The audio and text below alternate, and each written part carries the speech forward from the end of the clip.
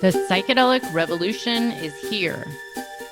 If you want to integrate your visionary experiences into your purpose, get clear on your entrepreneurial path, and help people while you do what you love, then this podcast is for you. Welcome to The Psychedelic Entrepreneur, Medicine for These Times. I'm your host, Beth Weinstein. I'm a spiritual business coach, 3-time entrepreneur, and a lifelong student of psychedelics and sacred plant medicines. You carry your own unique medicine, and your medicine is what we need for these times. This podcast will help you to share your medicine so you can create transformation in the world. Listen in on conversations with psychedelic leaders, changemakers, and conscious entrepreneurs who are living proof that a better world is possible when you follow your heart and live in alignment with your soul. Welcome back to Medicine for These Times. I'm so honored to have Pam Montgomery here with us today. Hi, Pam. Thank you for being here. Hi, Beth. Nice to be here. So nice to finally connect. I know we've spoken on panels and summits and been on a lot of events together, and you're somewhat local to me. And I'm like, we got to meet. So I'm really honored that you're here. And I was just saying off camera, how do you do it all? Like, you are just up to so much. You're such a leading voice for the plants and like really fun offerings out there in the world, beautiful books. Yeah, like I would love to know, like before we get into what you're currently offering, when did you fall in love with the plants? Like, do you have the memory of that?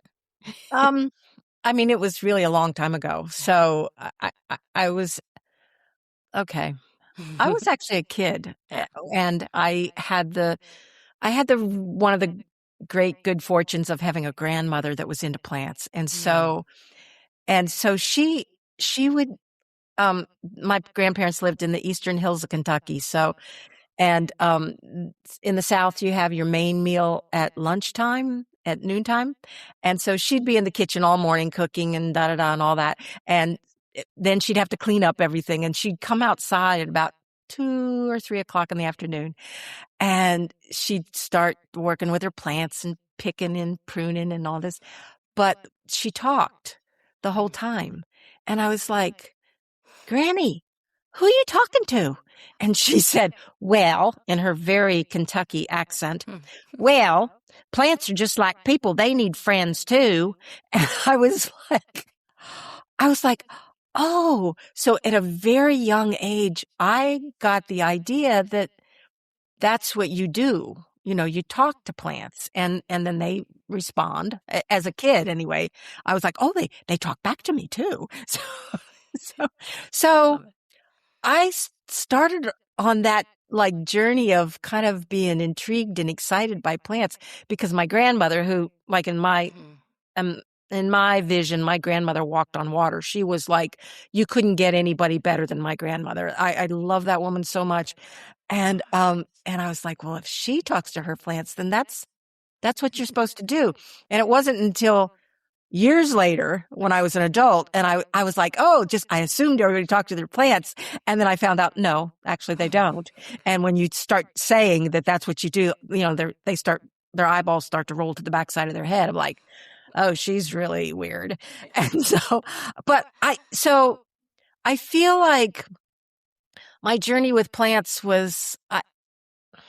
that was what I was born to do and born to be with the plants. And it started really early and interesting that it started with on that level of communicating and talking to plants, because now that's kind of where I did the whole studying herbs and, I'm an herbalist and I know this is good for that. I know all that stuff, but really my trajectory has been towards working with the bigger aspect of plants, like with the biointelligence of the plants. And I just find it so exciting and so fascinating. So, I started really early loving the plants. Yeah. Oh, so beautiful. And I love these stories, the origin story of when you knew you were pretty much called to this on your soul's path. Because I always look back on my childhood and say, like, if it weren't for those plants in my yard, I don't know if I would have made it. It was just like the only refuge. And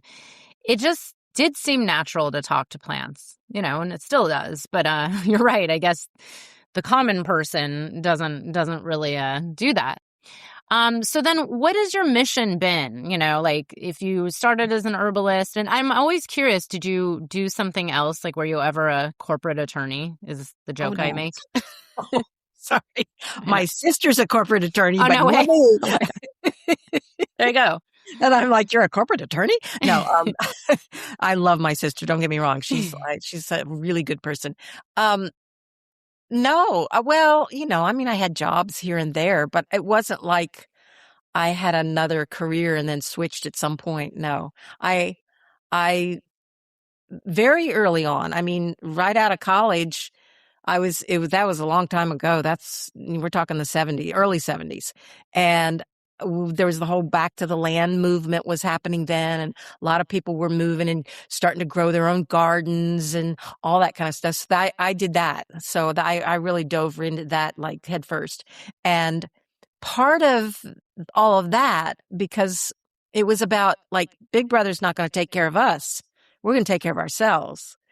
And part of taking care of yourself is taking care of your health and your family's health.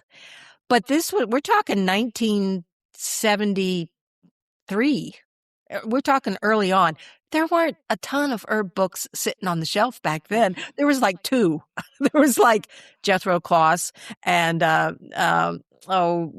Yule Gibbons. There was Yule Gibbons, which was kind of the foraging for wild food and stuff like that. And then there was Jethro Kloss, and he was talked about herbs, and I think Dr. Christopher, and that was it. There was not so, and there was no classes to take. No. California, there was classes happening, but not on the East Coast. And so it was kind of like, you got to learn, you got to go to the plants and learn. And one of the big things, we had lots of animals because we had a farm and all that. We had lots of animals. And one of the things that I did was I really paid attention to what did the animals eat or not eat? Like, what do the birds eat? What berries do the birds eat or not eat? Don't eat the berries that the birds don't eat. True, right? It was kind of like that. It was like really paying attention, really observing. And then, there was the plants that you knew, like you knew dandelion and you knew like a lot of burdock and a lot of the real common stuff. But it was really, let's try this. Let's taste this. And then there came a point in time where, I had a garden. It was a spiral garden. So I had done like raised beds. I'd raised them up and made it in a spiral shape. And that was an amazing garden. And things started to happen in that garden that I was like, couldn't quite explain. It was like, wait a minute, what was that? And what was that? I started to right at where you can sort of see, but not really. You can sort of look to the side and you can't really see like here. Almost, but not quite. But there'd be like darting movement and things. And I'd jump and I'd look and there wouldn't be anything there. I was like, okay, now what's going on here? And then there was these things that I started to see these, they were like whitish, kind of gossamer, kind of this like material that's kind of that flimsy kind of white that you can sort of see through, but not totally. And I started to see these things in the garden. I'm like, what is going on? So that led me to the Findhorn, all the Findhorn stuff. And so that's where I was like, okay, these guys are doing something there's a little something different going on here with these guys. Let me check out what they're doing, what's going on with them. And then from there, it was just like, I just delved in, as much as I could. And the thing that I learned back then, and still actually all these years later, we're talking 40 plus years now that I've been doing this. And when you're ready, it's like the old Buddhist saying, when the students are ready, the teacher appears. When you're ready, the plants go, here. And it's happened time and time again. So when I was ready for the next piece, they handed it to me in one way or another. And so I never get bored. It stays alive all the time. So it's exciting. It's amazing work. And the plants are these incredible beings that I really think if anybody's going to save the planet, it's going to be the plants. Yeah. They kind of always have stepped up to the plate when the going got rough. So Yeah. I just feel like they're amazing beings. Yeah. So, yeah.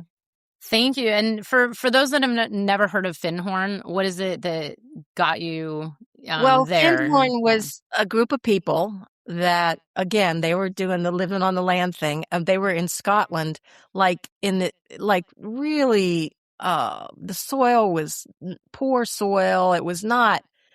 And Dorothy McLean and Eileen Cady and her husband, Peter Caddy, and they started communicating with the plants, and they were growing a lot of stuff. So they were growing gardens, and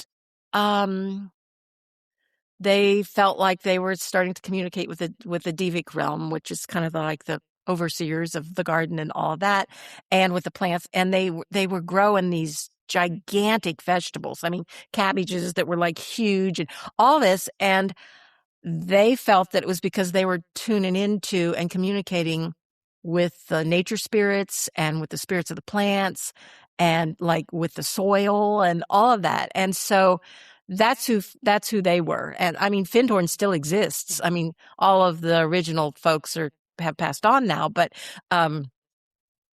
they're still doing their thing there in Scotland. So it was one of the first groups of people that's really brought like the whole notion of communicating with in the non-human world to make things manifest. Yeah. So that's who they were. Yeah. And then you can read the Findhorn Gardens, and there's a bunch of books out still that you can read about them. So, yeah. So I'm so glad you brought this up and shared about it because, a friend and I were talking, I think it was like 5 or 6 years ago, and she's very immersed in the permaculture world. And, this is a big subject I like to explore. And I think a lot of people out there are talking about, and I've been talking about for many years, is like, okay, where's the planet heading? Where's the future of all of this? And this is even pre-pandemic, talking about like, what is this all for? What's happening? And she had said, like, if we could heal the soil, like just working with the soil, I think it's like, it's literally, the soil of all that holds the entire planet, every war that's going on, all the famine, the death, the destruction, the violence, it's all on soil, whether we realize it or not. And it really, kind of that perspective, I'm like, yeah, there is a certain level of being in this deeper communication and connection, yes, which is something I think, a lot of people are disconnected from. And I agree with you. Like, I have just like very naturally since I was a kid been kind of talking to the animals and plants, even in my suburban California yard that was only, whatever, a quarter acre and was not, had like wires overhead and houses all next to it. But it's available anywhere, like trees in New York City. And I have noticed since really taking care of the land that I'm currently on, the relationship deepens so much where I just get to experience constant magic. And I have experienced, like, if there's a problem, it's like, okay, well, let me talk to the spirits of that first and get some communication guidance around like, okay, well, what do I do besides like, come in and try to do it like the kind of 3-dimensional way, like, because the 3-dimensional only goes so far and sometimes is not the best solution. But yeah, what are your views on, especially now that I think, I don't know, I've been seeing this, but the kind of the pull or the movement towards working with plant medicines and the non-ordinary states caused by psychoactive plant medicines or the psychedelic plant medicines. And now there's, an increase in that, which is a double-edged sword. But what are your views on that and like how it's connected to what might actually I have a lot to say about yeah, please say. I know, right? And please say. I have lots of opinions about that. I love it. And especially any, because this podcast, like I always have both sides. And I don't think it is for everybody or the right thing and is going to save us all. But, it's like there's a reason why it's more popular, right? Yeah. Well, it's been popular for a long time. Yeah. So here's what plants always have done since the beginning. Plants have always preceded their animal counterparts in evolution. So, for example, angiosperms, which are flowering plants with internal reproductive organs, evolved before mammals, which is their animal counterpart, because mammals needed something to eat. And so, but it's always been that way. So always the evolutionary movement has been that way. So roundabout, for me anyway, I was a product of the 60s and the 70s. And back in those days, talk about an explosion. Well, what you're talking about, psychotropic plants, was like massive, huge. And so that was part of my generation. And we explored a lot. And so I look at that and I say, because I'm always curious about so what are the plants doing now? What should we be paying attention to that the plants are doing in their evolution? So there was that whole explosion back in the 60s, which was a certain group of plants, and now it's moved on to another group of plants. But then after that, there was flower essences, all the Bach remedies and all that. And now there's hundreds of essence companies out there. Used to be the only ones you could ever get were the Bach ones. And then from there, I started doing a lot of work with plant spirits where you don't really even have to ingest the plant at all. Now we're starting to do plant initiations, which I'm going to talk to you about too. But what I saw was that, this is about spiritual evolution. This is about raising of consciousness. This is about this. So this is the next evolution. I mean, we've gone pretty far physically, I think, in our evolution. I don't know, maybe we could do more, but really what we need to do right now, clearly, as we see what's happening on the planet, is we need to evolve spiritually and thus raise our consciousness to the level, to stop destroying the planet would be nice if we started there. No more war would be good too. Just to say a couple, that would be great. Top two choices. Consciousness raising. So anyway, I was like, well, the plants have been doing this, and they started out with the psychotropic plants, and they just continue. They continue on that progression, and it's like, so they're just preceding us in our spiritual evolution. So we are on this cusp, and they have been like the gateway, there's some herbs I'm calling gateway herbs now, because they've opened the doors, opened the portal for us to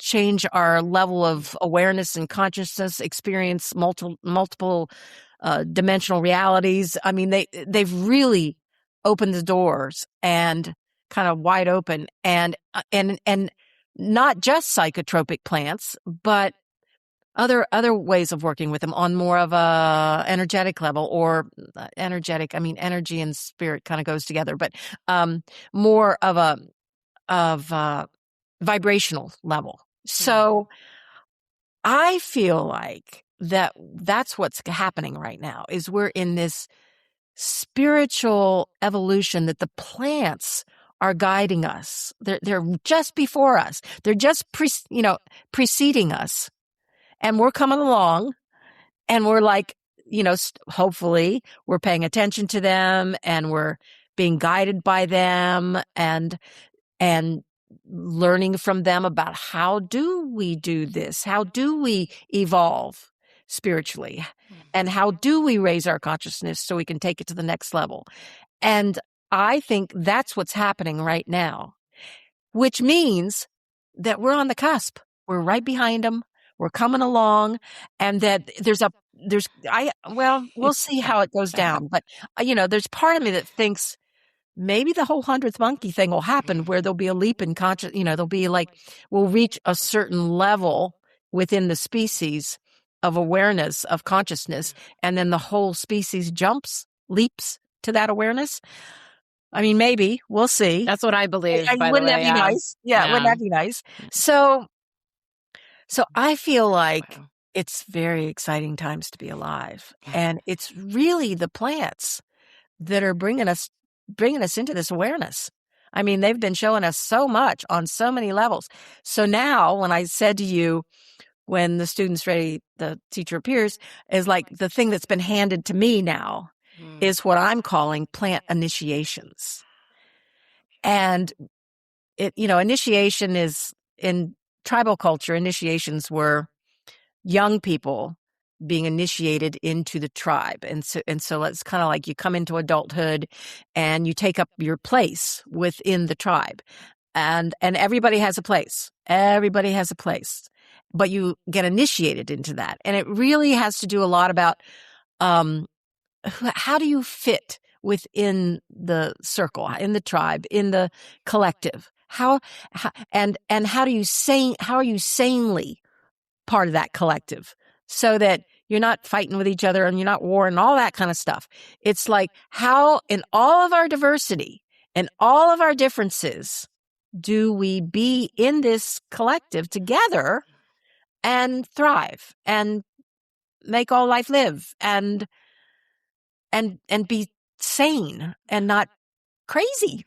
Yeah. Exactly. And not kill each other and not, kill the planet and all of that. Yeah. So anyway, so that's basically what initiation is. So now here we are, cultures of uninitiated adults. Yeah. We've not been initiated into what it means to live sanely within the collective, bringing our gifts to it so that we can share that with everybody else. And we have not. So, we're not intact cultures because of it. And so, of course, we don't know how to do this. We don't know how to be together in a way where where everybody can, live.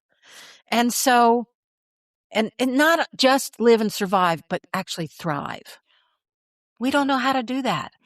So in this evolution of the plants right now, part of what they're doing is they're taking on the role of the elder. Because most of the elders now are gone. There's a few left across the globe, but certainly in the US of A, there's not a heck of a lot of elders left. And if they are, it's not known. Yeah. They're keeping it a secret so it can stay alive within their culture. So the plants in their evolution are stepping up to become the elders, to initiate us into what it means to be truly human, living sanely within the collective and walking the path we came here to walk and sharing our gifts with others.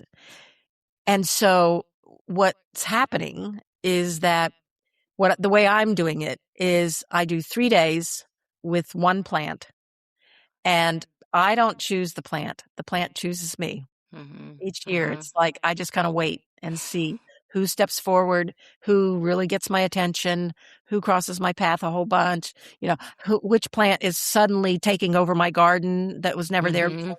I wonder why. Yeah. They say, right, if it's growing outside or it's like creeping in. This one. And we spend 3 days and we make I call it an elixir, but it's different parts of the plant, like the root, the leaf, the flower, and then different mediums out, might make a tincture with alcohol or an infusion with water, or maybe a hydrosol, which is the byproduct of, the making an essential oil. You get a hydrosol from that, which is basically the water of the plant. And so anyway, we make this elixir, mix it all together, and then we ingest that. I try to encourage people to fast if they can, just so that what they're taking in is just the plant. And we do all kinds of things. We journey with the plant. We do shamanic journeys. We do a thing called green breath, which is kind of like a transformational breathwork session, only it's you're breathing with the plant, and which is incredibly transformative.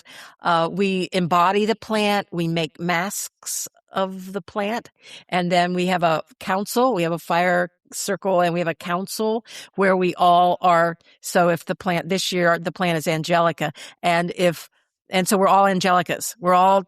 We wear ceremonial clothes and we have our masks on and we're just embodying this plant. Mm-hmm. And then we're in a council and it's just like, you're hanging out with, and you're all sharing. So you've all come together to share as Angelica and these councils, because you're taking on, you're embodying the plant. You're not a human.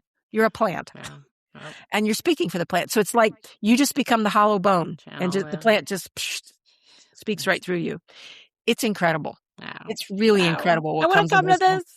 It's like one of those like, wow, okay, here we go. So we do dismemberment work. We do labyrinth work. We do, so anyway, we do all these things throughout 3 days. And by the time 3 days you're homies with that plant after 3 days of going so deep with this plant. Mm-hmm. So that's what's happening is these plants are coming forward and they're initiating us. Mm-hmm. So I feel like they're really bringing us, it's kind of like this, it's like bringing us home to ourselves because there's lots of personal healing that takes place too. All those old traumas, man, they can take care of that. It's amazing. They like really kind of move through it. Yeah. Like, you know what? It's time to be done. You're spending way too much time on all those old traumas. Let's take it's not that they're magically whisked away. They're still here, but you don't spend so much time still dealing with them. Instead, it's like, it's okay. You can be done with that now. You can stop spending so much time there and instead direct your energy toward being all you possibly can be. Yeah. Wouldn't that be nice? Yeah. I know this sounds like a vision quest. It's almost it's vision amazing. quest model. Yeah. Like 3 days. It's amazing. 4 nights. Yeah. Wow. Yeah. So yeah, Incredible. that's kind of that's the main thing I'm up to right now is these initiations. So I'm just the facilitator. I'm the one who gets it together. I'm the one that says, hey, everybody, you want to come? And make suggestions like maybe we might want to do this, but I'm really working closely with the plant. So if the plant says, like Hawthorne did a couple years ago, and Hawthorne said, and there's a big Hawthorne tree across the road from me. And mine's right over there. Yours although is the right windows over there. Yeah. I just planted it like a few years ago. Oh yeah, oh God, Hawthorne, love it so much, man. And I was over that Hawthorne tree, and it was like, I was cleaning up underneath it and everything, and Hawthorne, and I was like, oh, I'm so glad you're going to be the initiator this year. It's so great. And Hawthorne was like, yeah, and you're going to bring everybody on pilgrimage. And I went, pilgrimage? Like, what would that look like? Because I was like, and Hawthorne was like, well, it would look like you're going to walk, and it's, it's across the road. I mean, but you got to, it's a little bit of a walk. So you walk down the road and then up the steep driveway, and it's way up on the hill. And it's a gorgeous spot where it is. And you're going to bring everybody on pilgrimage. So of course I come back and I Google up pilgrimage. I mean, I know what a pilgrimage is, but I thought, let's really find out what a pilgrimage is. And most pilgrimages are solo, it turns out. But and it's usually to kind of come back to yourself, or kind of get a broader perspective, or see the light, or there's all kinds of pilgrimages. And so what it turned out, this was so awesome. I never would in a million years thought to like, oh, we're all going to go on a pilgrimage. That never would have come across my radar screen on my own. Yeah. But Hawthorne was like, you're going to bring everybody on a pilgrimage here. And what it turned out was that Hawthorne was teaching everybody about how life is a spiritual pilgrimage. You're on this journey. You're on it. And, sometimes you might turn left instead of, you might take a wrong turn. I mean, maybe right would be a wrong turn. I don't know. But anyway, it's like, it's just really, so basically what Hawthorne was really saying to us is this is how you need to treat your life, as a spiritual pilgrimage.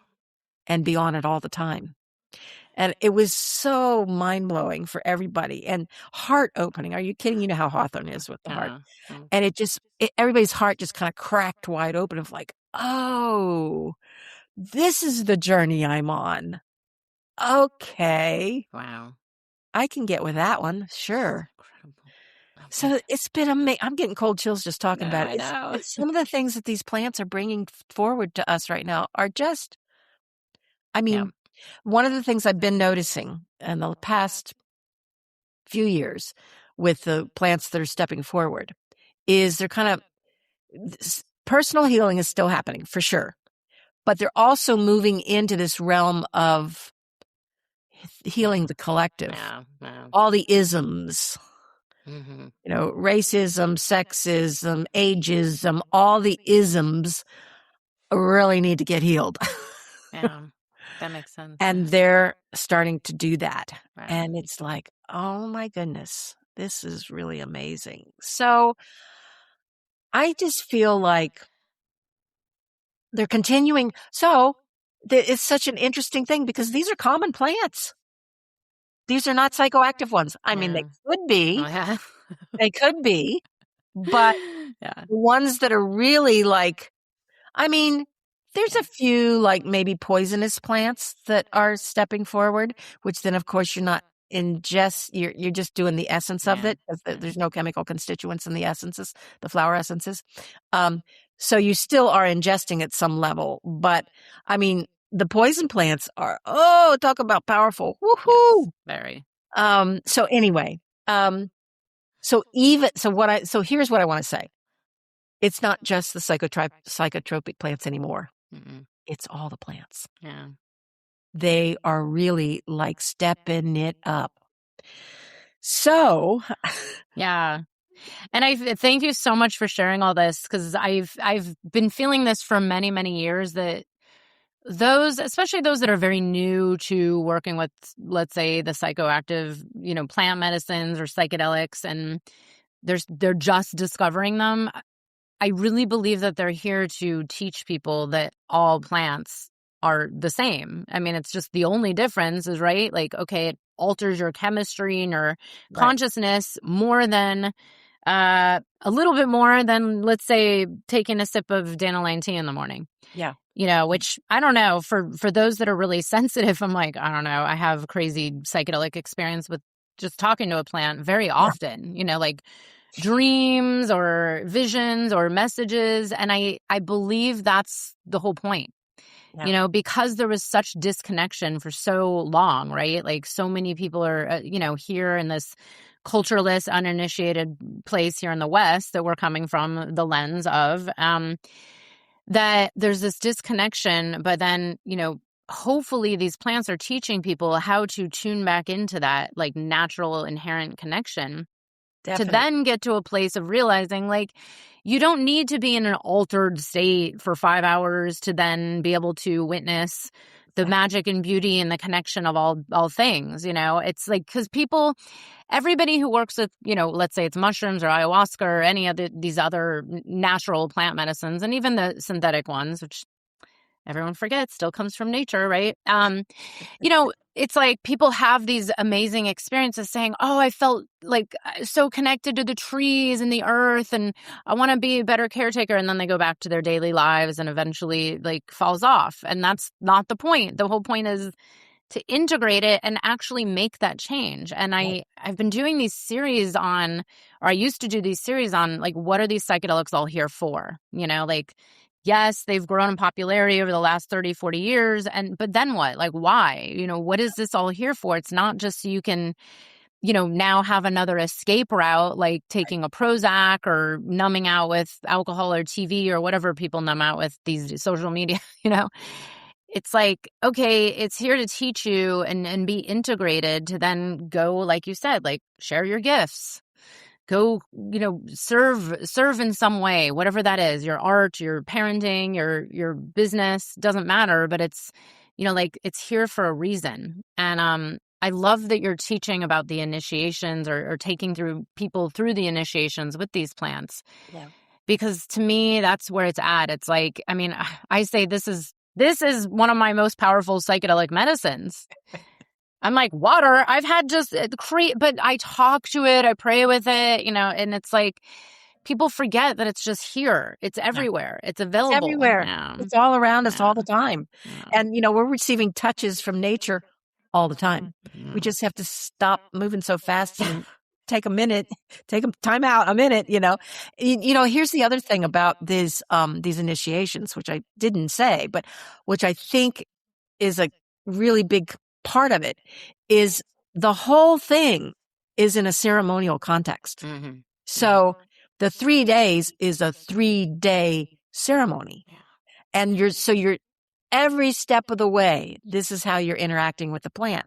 This is a sacred being who is sentient, who is going to be initiating me.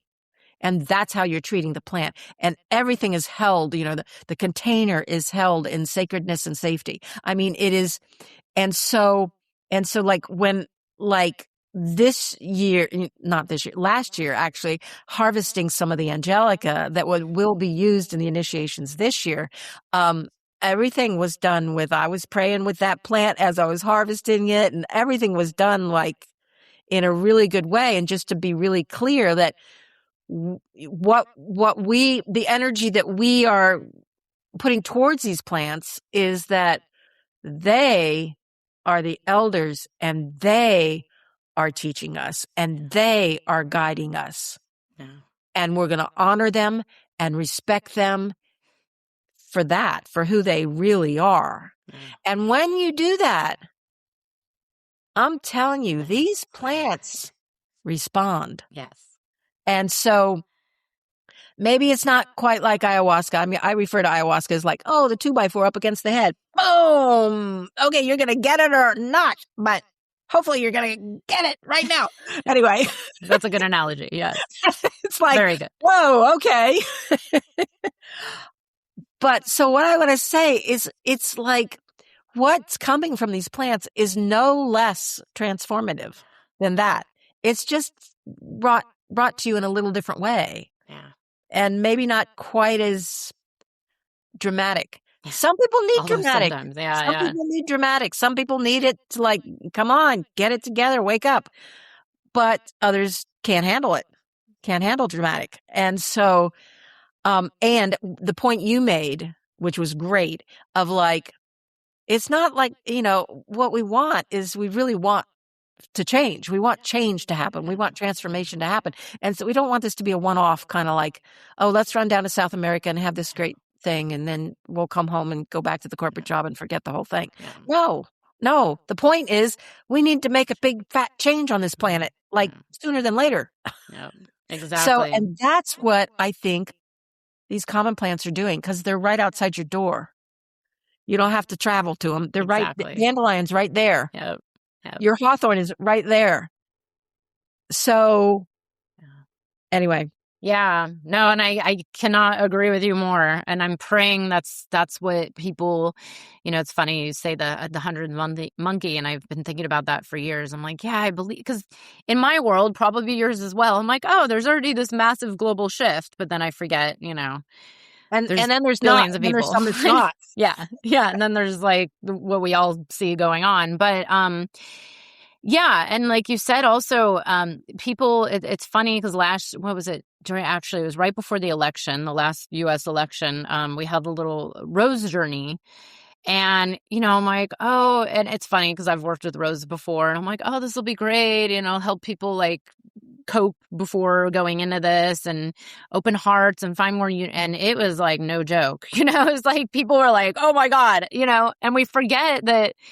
Yeah, these plants are going to take you on the journey you need. And oh yeah, I've remember that part of the rose is thorns. Thorns, yeah. Or is that part too? Yeah. Or even like just sitting next to a plant and talking to it. I mean, I've gotten like really intense responses before where it's like, oh, okay, like wow, and people underestimate the power of just being on the land where you live and like talking to the spirits and building a relationship. So I love that you're teaching this, because I think we need to, as a humanity, get to this deeper place of connection. And, and I see the kind of I mean, I don't know what's real anymore, so I don't even know how to respond to what I see going on. But, it's like we see people that are just complaining a lot or, like upset or letting the world get to them. But then it's like, okay. And everyone feels helpless. Like, oh, what can we do? I didn't vote for them or whatever it is, But this is to me like the most important thing to do. Like, okay, you can go march, but on such a deeper level, it's like this is the healing of the planet. And I believe it's the prayer, it's the connection to your, like you said, like the hollow bone, like the connection to earth, yourself, your heart, your truth, and spirit. And that is like if every world leader was in that connection, and I do believe if all of us get more into this connection, there is that global shift. Because it's an energy, right? We're in this field together as a collective, whether we hate our neighbors or not, I mean, a lot of people do, unfortunately. But if we approach this from this, it's, Rudolf Steiner talks about this. There's, I can't quote it right now, but it's like it will have to be approached from the level of spirit. And I do believe that. And like you said, I love that you bring this up about the plants and their evolution, because we are going through a spiritual evolution as a human. But, like everyone feels lost and helpless, and now no one even knows what's real anymore, so it's like even more disconnection. And then you throw in AI and technology and like screens and like the chaos and the energies. And it's like, no wonder people feel like depressed and disconnected and, unfulfilled. And it's like, Well, that's what, mm, earlier on, we were talking about like, how do you do so much? It's because I spend time in nature, mm, because mm, that's what's real, and yeah, that's what's sane, and that's what's brings you right back to your center right here. You know, Forget looking on that device, because oh my gosh, and that's definitely I mean, who knows what's true yeah, from that? Like, you can't read any of that stuff and expect to. Is that for real? That doesn't seem like a real thing, yeah, you know. And exactly. so I just feel like, if you need to get yourself centered, get yourself back to yourself, you need to take a walk out, go outside and find a quiet place to either sit or just take a walk, but get some place that's real. Sit next to a tree, Yeah, put your forehead on the tree. yeah, yeah. And the other thing, Ask. this is not rocket science. This is not hard to do. This is easy. This is simple. Like you said, there, It's free. It doesn't cost you I money. in the city, there, the dandelions growing through those cracks. I'm Yeah. telling you, there's a park somewhere. There are trees somewhere. It's, you can't use the excuse that, oh, I don't have access. Mm-hmm. Yeah, Yes, you do. I agree. And Yeah. if you don't have plants around you, well, then look up. Yeah, yeah, There true. is sky up there, Exactly. you know? The So mirror. it's just so important for us to remember that, and we're a part of this great nature. So that we do have access, and it's simple, because we have our breath. Mm, And where do you think all that oxygen comes from? Trees, plants, and sea vegetables. mm, That's it. mm, There's no other source of oxygen on this planet. mm, So you're already in relationship. You don't have to work to be in relationship with the plant. So if you want to start somewhere and you want to start simple, when you walk outside that door in the morning, just take a minute, stop, look for a tree, a blade of grass, anything green, and just consciously breathe instead of just randomly breathing, because we all do it all the time. Is like, take a really deep breath and be aware, like, oh, okay, the white pine that's right over there. It's like, oh, I'm breathing in the oxygen of white pine. Oh, I'm breathing in white pine's out breath. Oh, and then I'm going to breathe out. I'm going to breathe out carbon dioxide. Oh, and the white pine's going to breathe in that carbon dioxide. So we're exchanging breath. mhm, The cycle of breath. I'm breathing in oxygen from white pine. White pine, I'm breathing out carbon dioxide. White pine is breathing it in. And the cycle just continues in that way. Oh, I'm the breath of another being. Wow, that's intimate. Whoo. Changes everything. In that 30 seconds. Yeah. Changes everything. Now you're like, oh, yeah. I mean, actually, my life depends on that white pine. Seriously. We wouldn't be here if it wasn't for plants. We don't make tissue from sunlight. They do. And we get to eat them, or an animal that ate them. And then we make our tissue. That's how it works. Yeah. We wouldn't be here if it wasn't for plants. So how much more related can you get? I mean, really? Exactly. So it's just that we're not conscious about it. Yeah. The minute you bring it into conscious awareness, it changes it all. So it's not hard to do. This is not hard to do. Yeah. Yep. We do know the language of plants. We do. We've just forgotten it. We've fallen into this deep amnesia. It's just forgotten. It's not that it doesn't exist. It's not that we don't know. We just need to remember. The plants are now helping us to remember their language, which we actually do know how to speak and communicate with. So beautiful. Beautiful. It all can happen. Yes. Like in this moment. And You don't it's so have to wait simple. for it. You don't have to go for it. You don't have to have money. None of it. It's all free. Yeah. It's right here. No. Yeah. So funny because it's like we hear in just the kind of collective conversation of depression, anxiety, trauma, unfulfilled, people feeling lost, stuck. I mean, I hear these things all the time, and it's like, and even in the psychedelic space, people are turning to those medicines as like, well, maybe this will fix me, and it's like, well, that's not what it's about. It's this, and I'm like, well, no, it's like, it's not the plant that's going to heal it. It's what it gives you, this deeper knowing that this is inherent in you. It helps you remember who you are. Yeah, really, exactly. who you truly are. It helps you come back to yourself, come home to yourself, who you really are. And that's what everybody wants. Everybody wants to come home to themselves. Yeah, that's it. So, I feel like, and what I'm seeing in my work with this initiation work is that people come to these initiations. And so we do some in person here. And so this is the other thing I'm doing right now with my colleague, Emma, she's in the UK. She and I are doing a plant initiation facilitator training.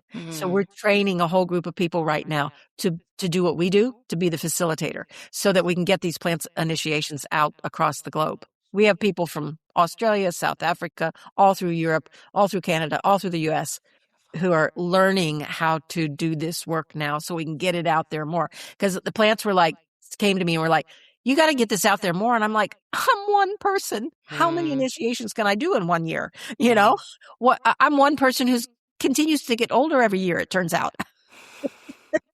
It's not going in the other direction. Believe it or not. So we were like, they said, well, you have to train other people. And I went, oh, okay. So that's what we're doing. But what's happening is people are showing up for these initiations, and we're doing them online too, just to give more access to people. It's not quite the same as being in person, but it's actually pretty amazing too. And people are coming and they're saying, I don't know why I'm here, but I knew I had to be here. Oh, I had a dream about a plant. And the plant said I should come.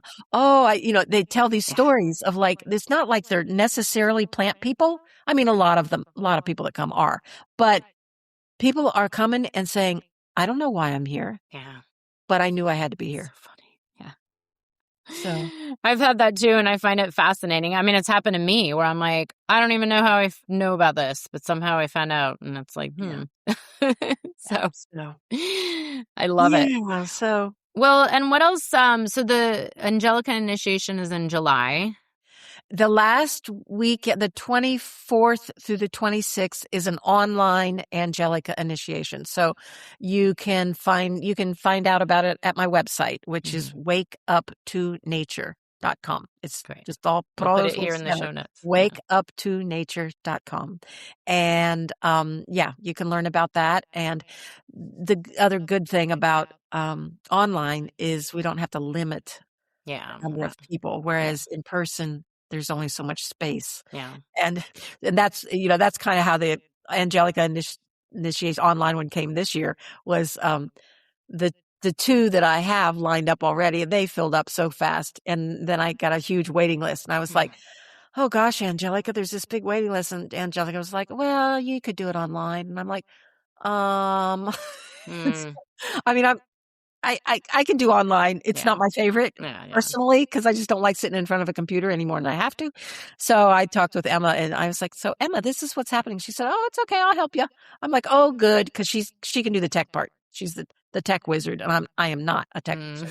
So, anyway, so we're going to do it. Yeah. Great. So please, come on and join us. And then do you have any new books coming up or? Well, I have one that came out not too long ago called Co-Creating with Nature, Healing the Wound of Separation. So, this whole thing of us being separate from nature and separate from each other and separate from ourselves. I mean, really, the original separation wound is the separation from nature. And so, but there's a whole section, like about a third of the book is specifically about plants and plant initiations. So there's a whole thing about these initiations I've been talking about in this new book. So Co-Creating with Nature, Healing the Wound of Separation. That's my new book. And so check that one out. Just throw that in, publishing books in the middle of everything you do. Well, it's amazing. Plant Spirit Healing was quite a few years ago when that one came out. And everybody, it was like Plant Spirit Healing, working with the consciousness of plants, really. And that was like, people were like, what? Okay. And that caught on like wildfire. And now after 20 years or however long it's been since that book has been out, this year, it's being translated into Spanish. And I was like, oh, I'm so excited. Spanish being the most spoken language in the planet, I was like, oh, goody. So many more people will have access because it's getting translated. So I'm thrilled. That'll be out in August. So cool. I'm excited about that. Amazing. Yeah. Well, and you have, I think your, what do you call it? Mentorship is. Yeah, it just started. Okay. We're there's still a few people dribbling in because they're like, oh, can I still get in? And so like, if you really want to do that one, it's an 8-month long co-creative partnership with nature. It's an online course.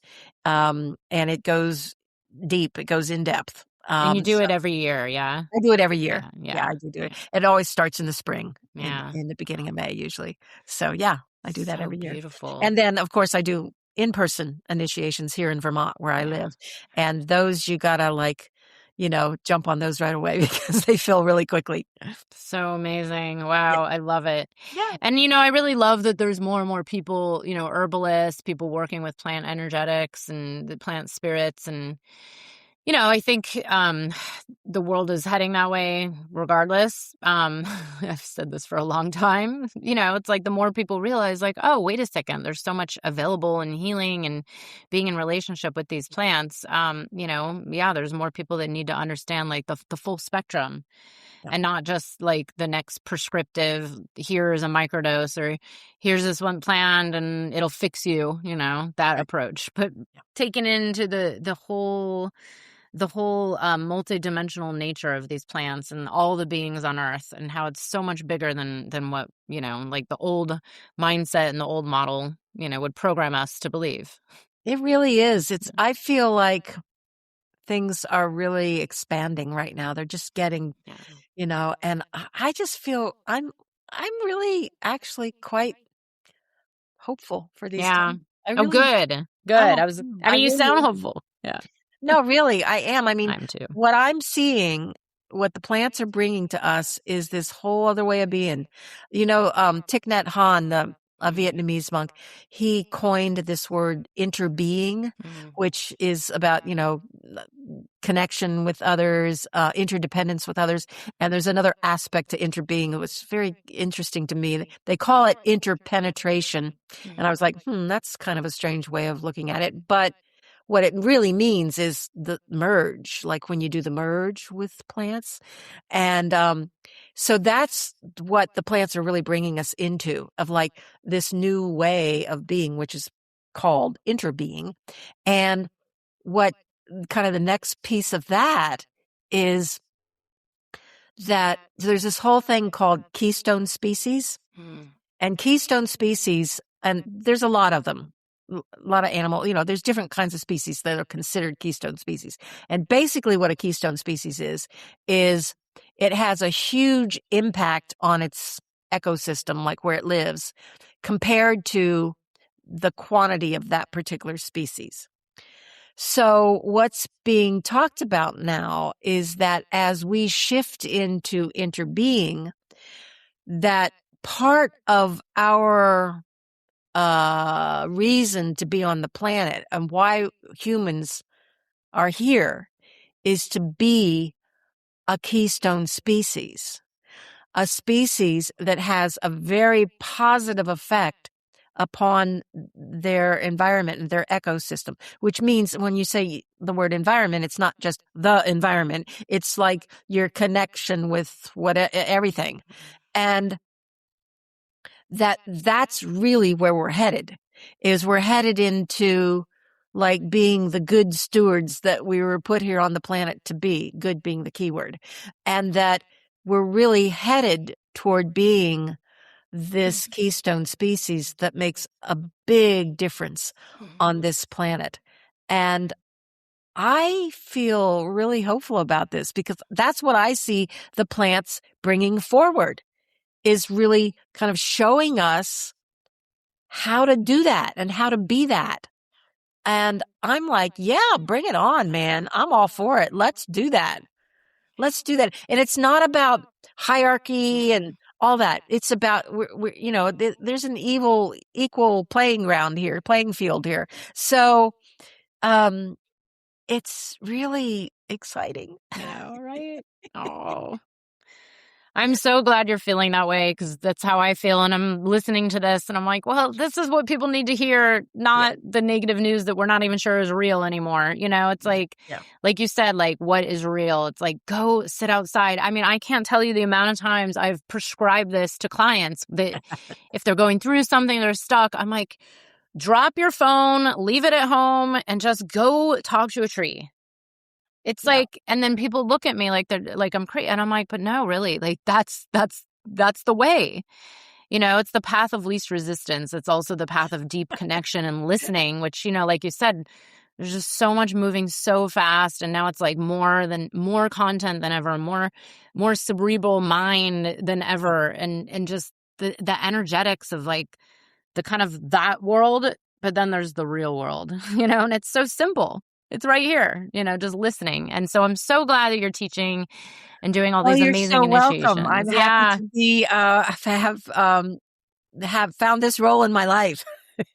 I'm going to come to Vermont one of these days. I'm like, I've been watching those for years, and I'm like, there's always so much going on, but I'm like, I got to just like get on. But you're right. I need to like sign up right away.